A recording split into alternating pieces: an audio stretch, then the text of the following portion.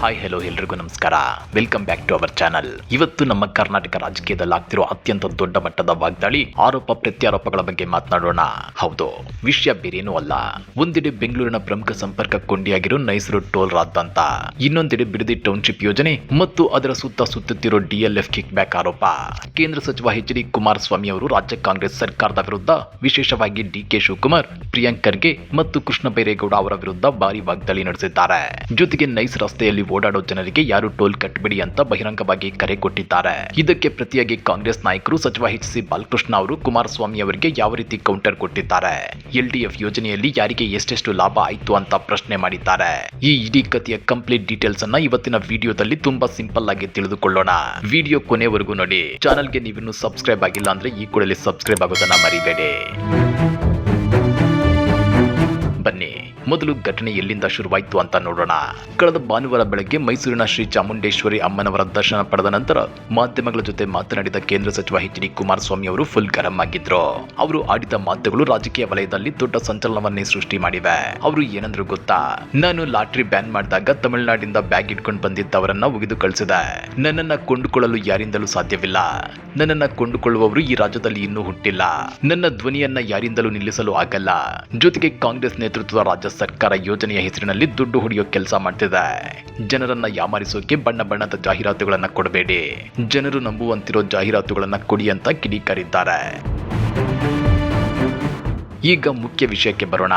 Nice ರಸ್ತೆ toll ಸಂಗ್ರಹ. ಬೆಂಗಳೂರಿನಲ್ಲಿ ಓಡಾಡೋ ನಮಗೆಲ್ಲರಿಗೂ ಗೊತ್ತು, ನೈಸ್ ರೋಡ್ ಟೋಲ್ ಅಂದ್ರೆ ಎಷ್ಟು ದುಬಾರಿ ಅಂತ. ಕುಮಾರಸ್ವಾಮಿ ಅವರು ಆರೋಪಿಸಿರೋ ಪ್ರಕಾರ ಇಷ್ಟು ವರ್ಷಗಳಲ್ಲಿ ನೈಸ್ ಕಂಪನಿ ಬರೋಬ್ಬರಿ 2,000 ಕೋಟಿಗೂ ಹೆಚ್ಚು ಹಣವನ್ನ ಅಕ್ರಮವಾಗಿ ಟೋಲ್ ರೂಪದಲ್ಲಿ ವಸೂಲಿ ಮಾಡಿದೆ. ಹಾಗಾಗಿ ಬೆಂಗಳೂರು ನಗರದ ನಿವಾಸಿಗಳು ಹಾಗೂ ಆ ರಸ್ತೆಯಲ್ಲಿ ಸಂಚಾರ ಮಾಡುವ ವಾಹನ ಸವಾರರು ಯಾವುದೇ ಕಾರಣಕ್ಕೂ ನೈಸ್ ರಸ್ತೆಯಲ್ಲಿ ಟೋಲ್ ಕಟ್ಟಬಾರದು ಅಂತೇಳಿ ಕುಮಾರಸ್ವಾಮಿ ಅವರು ಸಾರ್ವಜನಿಕವಾಗಿ ವಿನಂತಿ ಮಾಡಿದ್ದಾರೆ. ಇದಕ್ಕೆ ಅವರ ಹತ್ತಿರ ಇರೋ ಆಧಾರ ಏನು? ಕುಮಾರಸ್ವಾಮಿ ಅವರ ಪ್ರಕಾರ ರಾಜ್ಯ ಹೈಕೋರ್ಟ್ ನೈಸ್ ಯೋಜನೆ ಬಗ್ಗೆ ತೀವ್ರ ಅಸಮಾಧಾನ ವ್ಯಕ್ತಪಡಿಸಿದೆ. ಇದೊಂದು ದೊಡ್ಡ ಹಗರಣದಂತೆ ಕಾಣುತ್ತಿದೆ ಅಂತ ಹೇಳಿದೆ. ಅಷ್ಟೇ ಅಲ್ಲ, ನ್ಯಾಯಾಲಯದಲ್ಲಿ ರಾಜ್ಯ ಸರ್ಕಾರದ ಪರವಾಗಿ ವಾದ ಮಂಡಿಸಿದ ವಕೀಲರೇ ಈ ಟೋಲ್ ಸಂಗ್ರಹ ಅಕ್ರಮ ಅಂತೇಳಿ ನ್ಯಾಯಪೀಠಕ್ಕೆ ತಿಳಿಸಿದ್ದಾರೆ. ಪರಿಸ್ಥಿತಿ ಹೀಗಿರುವಾಗ ನೈಸ್ ಕಂಪನಿಗೆ ಹಣ ಕಟ್ಟೋದು ಯಾಕೆ ಅಂತೇಳಿ HD ಕುಮಾರಸ್ವಾಮಿ ಅವರು ಪ್ರಶ್ನೆ ಮಾಡಿದ್ದಾರೆ. ಇನ್ನ ಗೃಹ ಸಚಿವ ಪ್ರಿಯಾಂಕ್ ಖರ್ಗೆ ಅವರ ಹೇಳಿಕೆಗೂ ಕುಮಾರಸ್ವಾಮಿ ಅವರು ಕಟುವಾಗಿ ತಿರುಗೇಟನ್ನ ಕೊಟ್ಟಿದ್ದಾರೆ. ಪ್ರಿಯಾಂಕ್ ಖರ್ಗೆ ಅವರು ಟೋಲ್ ಸಂಗ್ರಹ ಮಾಡುತ್ತಿರುವುದು ಕೇಂದ್ರ ಸರ್ಕಾರ ಅಂತ ಹೇಳಿಕೆ ನೀಡಿದ್ದಾರಂತೆ. ಇದನ್ನ ಖಂಡಿಸಿರೋ ಕುಮಾರಸ್ವಾಮಿ, ಪ್ರಿಯಾಂಕ್ ಖರ್ಗೆ ಅವರು ಕಾಂಪಿಟೇಷನ್ ಅಲ್ಲಿದ್ದಾರೆ, ಮಾಹಿತಿ ಇಲ್ಲದೆ ಬಾಯಿ ಚಪ್ಪಲಕ್ಕೆ ಬಾಲಿಶವಾಗಿ ಮಾತನಾಡ್ತಿದ್ದಾರೆ. ಅಲ್ಲಿ ಟೋಲ್ ಸಂಗ್ರಹಿಸುತ್ತಿರೋದು ಕೇಂದ್ರ ಸರ್ಕಾರವಲ್ಲ, ಅದು ರಾಜ್ಯ ಸರ್ಕಾರದ ಅಧೀನದಲ್ಲಿರೋ ಯೋಜನೆ. ಯಾರು ಟೋಲ್ ಸಂಗ್ರಹಿಸುತ್ತಿದ್ದಾರೆ ಎಂಬ ಕನಿಷ್ಠ ಅರಿವು ಅವರಿಗಿಲ್ಲ ಅಂತೇಳಿ ಸವಾಲ್ ಹಾಕಿದ್ದಾರೆ. ಮುಂದುವರೆದು ಕಾಂಗ್ರೆಸ್ ನಾಯಕರಿಗೆ ಎಚ್ಚರಿಕೆ ಕೊಡುತ್ತಾ, ದುಡ್ಡು ಹೊಡೆಯೋದನ್ನೇ ಕೆಲಸ ಮಾಡ್ಕೋಬೇಡಿ, ಮುಂದಿನ ಚುನಾವಣೆಯಲ್ಲಿ ಸರ್ವನಾಶವಾಗ್ತಿರಿ, ಹುಷಾರ್. ಕೆಟ್ಟ ಭ್ರಷ್ಟ ಸರ್ಕಾರಕ್ಕೆ ತಿರುಗೇಟು ಕೊಡಲು ನಮ್ಮ ಶಾಸಕರು ಸಿದ್ಧರಿದ್ದಾರೆ. ಅಧಿಕಾರದ ಮದದಿಂದ ವಿಪಕ್ಷಗಳಿಗೆ ಕನಿಷ್ಠ ಮಾನ್ಯತೆ ಅಥವಾ ಗೌರವ ನೀಡುತ್ತಿಲ್ಲ. ಬೀದಿ ಬದಿ ವ್ಯಾಪಾರಿಗಳನ್ನ ಎತ್ತಿ ಅಂಗಡಿಗಳನ್ನ ಖಾಲಿ ಮಾಡಿಸಿದ್ದೀರಿ, ಅವರಿಗೆ ಪರ್ಯಾಯ ಮಾರ್ಗ ಕೊಟ್ಟಿದ್ದೀರಾ ಅಂತೇಳಿ ಕುಮಾರಸ್ವಾಮಿ ಪ್ರಶ್ನೆ ಮಾಡಿದ್ದಾರೆ. ಅಲ್ಲದೆ ಕೃಷ್ಣ ಬೈರೇಗೌಡರು ನಾನು ಖರೀದಿ ಮಾಡಿದ ಜಾಗ ಒತ್ತುವರಿ ಅಂತ ಆರೋಪಿಸಿ SIT ರಚನೆ ಮಾಡಿದ್ದಾರೆ. ಆದ್ರೆ ನೆನಪಿರಲಿ, ಈ ಸರ್ಕಾರಕ್ಕೆ ಇನ್ನೂ 1.5 ವರ್ಷ ಅಧಿಕಾರ ಮಾತ್ರ ಬಾಕಿ ಇರೋದು ಅಂತೇಳಿ ಕುಮಾರಸ್ವಾಮಿ ಖಡಕ್ ಎಚ್ಚರಿಕೆ ಕೊಟ್ಟಿದ್ದಾರೆ. ಈಗ ಮತ್ತೊಂದು ಪ್ರಮುಖ ವಿಷಯಕ್ಕೆ ಬರೋಣ. ಅದು ಬೇರೆ ಯಾವುದೂ ಅಲ್ಲ, ಬಿಡದಿ ಟೌನ್ಶಿಪ್ ಮತ್ತು DLF ಕಂಪನಿಯ ಕಿಕ್ ಬ್ಯಾಕ್ ಆರೋಪ. ಕಾಂಗ್ರೆಸ್ ನಾಯಕರು ಕುಮಾರಸ್ವಾಮಿ ಅವರ ಮೇಲೆ ಒಂದು ದೊಡ್ಡ ಆರೋಪ ಮಾಡಿದ್ರು. ಅದೇನಂದ್ರೆ ಕುಮಾರಸ್ವಾಮಿ ಅವರು ಹಿಂದೆ ಮುಖ್ಯಮಂತ್ರಿಯಾಗಿದ್ದಾಗ ಬಿಡದಿ ಯೋಜನೆಯನ್ನ PPP ಮಾದರಿಯಲ್ಲಿ LDF ಕಂಪನಿಗೆ ನೀಡಿದ್ರು. ಆಗ ದೊಡ್ಡ ಮಟ್ಟದ ಕಿಕ್ ಬ್ಯಾಕ್ ಪಡೆದಿದ್ರು ಅನ್ನೋದು. ಈ ಆರೋಪಕ್ಕೆ ಚಾಮುಂಡಿ ಬೆಟ್ಟದಲ್ಲಿ ಕುಮಾರಸ್ವಾಮಿ ಅವರು ನೇರವಾಗಿ ಉತ್ತರಿಸಿದ್ದಾರೆ. ಬಿಡದಿ ಭೂಮಿ ಅತ್ಯಂತ ಫಲವತ್ತಾದ ಭೂಮಿ ಅನ್ನೋದು ಕಾಂಗ್ರೆಸ್ನ ಸದನ ಸಮಿತಿ ವರದಿಯಲ್ಲೇ ಇದೆ. 2007ರಲ್ಲಿ ಬಿಡದಿ ಯೋಜನೆ ನಿಲ್ಲಿಸುವ ಬಗ್ಗೆ ನಾನೇ ಸದನದಲ್ಲಿ ಹೇಳಿದ್ದೆ. ಅಂದು ಸದನ ಸಮಿತಿಯಲ್ಲಿದ್ದ DK ಶಿವಕುಮಾರ್ ಅವರು ಇಂದು ಬಿಡದಿ ಲೂಟಿ ಹೊಡೆಯಲು ಹೊರಟಿದ್ದಾರೆ. ಕನಕಪುರದಲ್ಲಿ ದಲಿತರ ಕೋಟಿ ಮೌಲ್ಯದ ಭೂಮಿ ಕಬಳಿಸಿದವರು ಈಗ ಬಿಡದಿಯಲ್ಲಿ ರೈತರನ್ನ ಒಕ್ಕಲೆಬ್ಬಿಸುತ್ತಿದ್ದಾರೆ. ನಾನು DLF ನಿಂದ ಕಿಕ್ ಬ್ಯಾಕ್ ಪಡೆದಿದ್ರೆ ತನಿಖೆ ಮಾಡಿಸಲಿ, ರಾಜ್ಯದಲ್ಲಿ ಸರ್ಕಾರ ಅವರದ್ದೇ ಇದೆಯಲ್ವಾ, ತನಿಖೆ ಮಾಡಿಸಲಿ, ಸತ್ಯ ಹೊರಗೆ ಬರಲಿ ಅಂತ ಸವಾಲ್ ಹಾಕಿದ್ದಾರೆ. ಅಷ್ಟೇ ಅಲ್ಲ, ಕೇರಳದ ಕಾಂಗ್ರೆಸ್ ಮುಖ್ಯಮಂತ್ರಿಗೂ ಪ್ರಧಾನಿಯಾಗಲು ಹೊರಟಿರುವ ದೆಹಲಿಯ ವ್ಯಕ್ತಿಗೂ ಮತ್ತು DLF ಕಂಪನಿಗೂ ಏನ್ ಸಂಬಂಧ ಅನ್ನೋದನ್ನ ಮೊದಲು ಕಾಂಗ್ರೆಸ್ ನಾಯಕರು ಬಹಿರಂಗಪಡಿಸಲಿ ಅಂತ ಹೊಸ ಬಾಂಬ್ ಸಿಡಿಸಿದ್ದಾರೆ. ಇಷ್ಟೆಲ್ಲ HDK ವಾಗ್ದಾಳಿ ನಡೆಸಿದ ಮೇಲೆ ಕಾಂಗ್ರೆಸ್ ಸುಮ್ಮನೆ ಇರುತ್ತಾ? ಇಲ್ವೇ ಇಲ್ಲ. ಸಚಿವ HC ಬಾಲಕೃಷ್ಣ ಅವರು ಕುಮಾರಸ್ವಾಮಿ ಅವರ ಆರೋಪಗಳಿಗೆ ಅತ್ಯಂತ ಖಾರವಾಗಿ ಸವಾಲೆಸೆದಿದ್ದಾರೆ. ಬಾಲಕೃಷ್ಣ ಅವರು ಕೇಳಿರೋ ಪ್ರಮುಖ ಪ್ರಶ್ನೆಗಳು ಇಲ್ಲಿವೆ. ಪ್ರಶ್ನೆ ನಂಬರ್ 1, ಬಿಡದಿ ಯೋಜನೆಯನ್ನ ಜಾಗತಿಕ ಟೆಂಡರ್ ಮೂಲಕ ಎಲ್ಡಿಎಫ್ಗೆ ನೀಡುವಾಗ ಕುಮಾರಸ್ವಾಮಿ ಅವರು ಎಷ್ಟು ಕಿಕ್ ಬ್ಯಾಕ್ ಪಡೆದಿದ್ರು ಅಂತ ಮೊದಲು ಸ್ಪಷ್ಟಪಡಿಸಲಿ.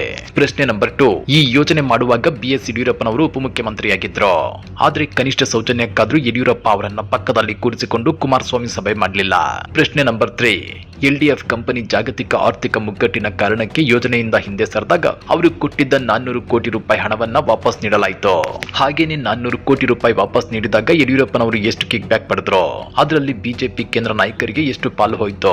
ಅಲ್ಲದೆ ರಾಜ್ಯ ಸಂಪುಟದ ಸಚಿವರು ಜೆಡಿಎಸ್ ಮತ್ತು ಕುಮಾರಸ್ವಾಮಿ ಅವರನ್ನ ಬೈಯಲು ಮಾತ್ರ ಇದ್ದಾರೆ ಎಂಬ ಎಚ್ಚರಿಕೆ ಹೇಳಿಕೆಗೂ ತಿರುಗೇಟು ಕೊಟ್ಟಿರೋ ಕಾಂಗ್ರೆಸ್ ಕುಮಾರಸ್ವಾಮಿ ಅವರದ್ದು ಬರೀ ಆಧಾರರಹಿತ ಆರೋಪಗಳು ಅಂತ ತಳ್ಳಿ ಹಾಕಿದೆ. ಸ್ನೇಹಿತರೆ, ಈ ರಾಜಕೀಯ ಕೆಸರೆರಚಾಟದ ಮಧ್ಯೆ ಅತ್ಯಂತ ಪ್ರಮುಖವಾಗಿ ಚರ್ಚೆ ಆಗ್ತಿರೋ ಮತ್ತೊಂದು ವಿಚಾರ ಅಂದ್ರೆ ಈ ಒತ್ತುವರಿ ರಾಜಕೀಯ ಮತ್ತು ಎಸ್ಐಟಿ ತನಿಖೆ. ಕುಮಾರಸ್ವಾಮಿ ಅವರು ನೇರವಾಗಿ ಕೃಷ್ಣ ಬೈರೇಗೌಡ ಅವರ ವಿರುದ್ಧ ಚಾಟಿ ಬೀಸಿದ್ದಾರೆ. ನಾನು ಕಾನೂನುಬದ್ಧವಾಗಿ ಖರೀದಿ ಮಾಡಿದ ಜಾಗವನ್ನು ಒತ್ತುವರಿ ಅಂತ ಬಿಂಬಿಸಿ ನನ್ನನ್ನ ಹೆದರಿಸಲು ಎಸ್ಐಟಿ ರಚನೆ ಮಾಡಿದ್ದಾರೆ ಅನ್ನೋದು ಎಚ್.ಡಿ. ಕುಮಾರಸ್ವಾಮಿ ಅವರ ಆರೋಪ. ಆದ್ರೆ ಇಲ್ಲಿ ನಾವೆಲ್ಲ ಯೋಚನೆ ಮಾಡಬೇಕಾಗಿತ್ತೇನಂದ್ರೆ, ಪ್ರತಿಯೊಂದು ಸರ್ಕಾರ ಬಂದಾಗಲೂ ಇಂತಹ ತನಿಖಾ ಕಮಿಟಿಗಳು ಎಸ್ಐಟಿಗಳು ರಚನೆಯಾಗುತ್ತವೆ. ಆದ್ರೆ ವರದಿಗಳು ಬಂದ ಮೇಲೆ ಏನಾಗುತ್ತೆ? ಸಾರ್ವಜನಿಕರ ತೆರಿಗೆಯ ಹಣ ತನಿಖೆಯ ಹೆಸರಲ್ಲಿ ಪೋಲಾಗುತ್ತದೆಯೇ ವಿನಃ ಅಂತಿಮವಾಗಿ ಯಾರಿಗೂ ಶಿಕ್ಷೆ ಆಗೋದಿಲ್ಲ ಎಂಬ ನಿರಾಸೆ ಜನರಲ್ಲಿ ಗಟ್ಟಿಯಾಗಿದೆ. ಇನ್ನೊಂದೆಡೆ ಕನಕಪುರ ಮತ್ತು ಬಿಡದಿ ಭಾಗದ ರೈತರ ಪರಿಸ್ಥಿತಿಯನ್ನ ಒಮ್ಮೆ ಗಮನಿಸಿ. ಬಿಡದಿ ಫಲವತ್ತಾದ ಭೂಮಿ. ಅಲ್ಲಿನ ರೈತರು ವರ್ಷ ಪೂರ್ತಿ ಕಷ್ಟಪಟ್ಟು ಬೆಳೆ ಬೆಳೆಯುತ್ತಿದ್ದಾರೆ. ಟೌನ್ಶಿಪ್ ಅಥವಾ ನಗರೀಕರಣದ ಹೆಸರಿನಲ್ಲಿ ರೈತರ ಭೂಮಿಯನ್ನ ಸ್ವಾಧೀನಪಡಿಸಿಕೊಳ್ಳುವಾಗ ಅವರಿಗೆ ಸಿಗಬೇಕಾದ ಸೂಕ್ತ ಪರಿಹಾರ ಸಿಗುತ್ತಿದೆಯಾ ಅಥವಾ ಡೆವಲಪ್ಮೆಂಟ್ ಹೆಸರಲ್ಲಿ ರಿಯಲ್ ಎಸ್ಟೇಟ್ ದಂಧೆಗೆ ಹಾದಿ ಮಾಡಿಕೊಳ್ಳಲಾಗುತ್ತಿದೆಯಾ? ಕುಮಾರಸ್ವಾಮಿ ಅವರು ರೈತರು ಮತ್ತು ಹೆಣ್ಣು ಮಕ್ಕಳ ಭದ್ರತೆಯ ಬಗ್ಗೆ ಮಾತನಾಡ್ತಾ ರೈತರು ಸುಕ್ಷೇಮವಾಗಿದ್ರೆ ಮಾತ್ರ ಯಾವುದೇ ಯೋಜನೆಗೆ ಬೆಂಬಲ ಎಂದಿದ್ದಾರೆ.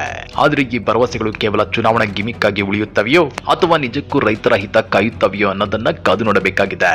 ಇನ್ನ ಈಗ ರಾಜಕೀಯವನ್ನ ಬದಿಗಿಟ್ಟು ನಿಮ್ಮಂತಹ ಸಾಮಾನ್ಯ ಜನರ ಕಣ್ಣಿಂದ ಈ ನೈಸ್ ರೋಡ್ ವಿಚಾರವನ್ನ ನೋಡೋಣ.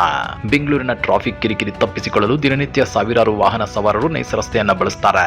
ಕೆಲಸಕ್ಕೆ ಹೋಗುವ ಉದ್ಯೋಗಿಗಳು, ಸರಕು ಸಾಗಣೆ ಮಾಡುವ ಲಾರಿ ಚಾಲಕರು ನೈಸ್ ರೋಡ್ ಟೋಲ್ ಕಟ್ಟಿಯೇ ಸಾಕಾಗಿ ಹೋಗಿದ್ದಾರೆ. ಈಗ ಎಚ್.ಡಿ. ಕುಮಾರಸ್ವಾಮಿ ಅವರು 2,000 ಕೋಟಿ ರೂಪಾಯಿ ಅಕ್ರಮವಾಗಿ ವಸೂಲಿ ಮಾಡಲಾಗಿದೆ, ಆದ್ದರಿಂದ ಯಾರು ಟೋಲ್ ಕಟ್ಟಬೇಡಿ ಅಂತ ಕರೆ ಕೊಟ್ಟಿದ್ದಾರೆ. ಆದ್ರೆ ಪ್ರಾಯೋಗಿಕವಾಗಿ ಇದು ಸಾಧ್ಯವೇ? ನೀವು ನಾಳೆ ಬೆಳಗ್ಗೆ ನೈಸ್ ರೋಡ್ ಟೋಲ್ ಹತ್ತಿ ನಾವು ಟೋಲ್ ಕಟ್ಟಲ್ಲ ಎಚ್ಚರಿಕೆ ಹೇಳಿದ್ದಾರೆ ಅಂದ್ರೆ ನೈಸ್ ಕಂಪನಿಯವರು ನಿಮ್ಮನ್ನ ಸುಮ್ಮನೆ ಬಿಡ್ತಾರಾ? ಖಂಡಿತ ಇಲ್ಲ. ಟೋಲ್ ಗೇಟ್ ಹತ್ತಿರ ಗಲಾಟೆಗಳು, ಟ್ರಾಫಿಕ್ ಜಾಮ್ ಹಾಗೂ ಸಾರ್ವಜನಿಕರಿಗೆ ಕಿರಿಕಿರಿಯಾಗುವುದೇ ಅಂತಿಮ ಪರಿಣಾಮ. ಇಲ್ಲಿ ಪ್ರಶ್ನೆ ಇರೋದೇನೆಂದ್ರೆ, ಕೋರ್ಟ್ ನೈಸ್ ಯೋಜನೆ ಬಗ್ಗೆ ಅಸಮಾಧಾನ ವ್ಯಕ್ತಪಡಿಸಿದ್ರೆ ಮತ್ತು ಸರ್ಕಾರದ ವಕೀಲರೇ ಟೋಲ್ ಸಂಗ್ರಹ ಅಕ್ರಮ ಅಂತ ಒಪ್ಪಿಕೊಂಡಿದ್ರೆ ರಾಜ್ಯ ಸರ್ಕಾರ ಅದ್ಯಾಕೆ ತಕ್ಷಣವೇ ಕಾನೂನಾತ್ಮಕ ಕ್ರಮ ತೆಗೆದುಕೊಂಡು ಈ ಟೋಲ್ ಸಂಗ್ರಹವನ್ನ ಅಧಿಕೃತವಾಗಿ ತಡೆ ಹಿಡಿಯುತ್ತಿಲ್ಲ? ಸಚಿವರು ಮತ್ತು ವಿಪಕ್ಷ ನಾಯಕರು ಮಾಧ್ಯಮಗಳ ಮುಂದೆ ನಿಂತು ಒಬ್ಬರ ಮೇಲೊಬ್ಬರು ಕೆಸರೆರಚಾಟ ಮಾಡುವುದನ್ನ ಬಿಟ್ಟು ಸಾರ್ವಜನಿಕರಿಗೆ ತಕ್ಷಣ ಪರಿಹಾರ ನೀಡೋದ್ಯಾವಾಗ?